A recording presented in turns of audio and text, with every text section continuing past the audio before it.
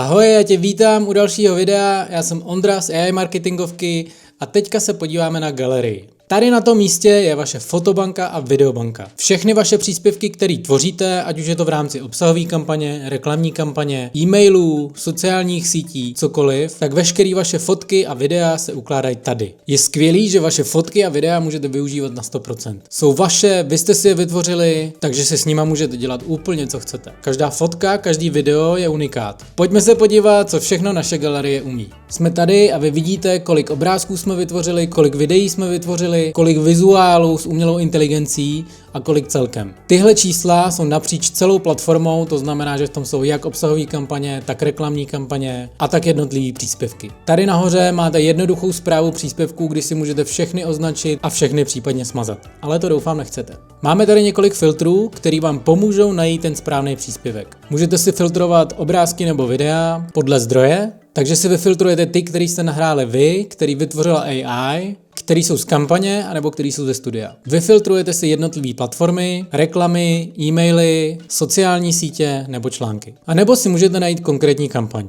Kdybyste si chtěli do galerie nahrát ještě svoje obrázky, tady nahoře vpravo máte tu možnost. Tady už vidíme všechny obrázky a videa, které jsou pod vaším účtem na AI Marketingovce.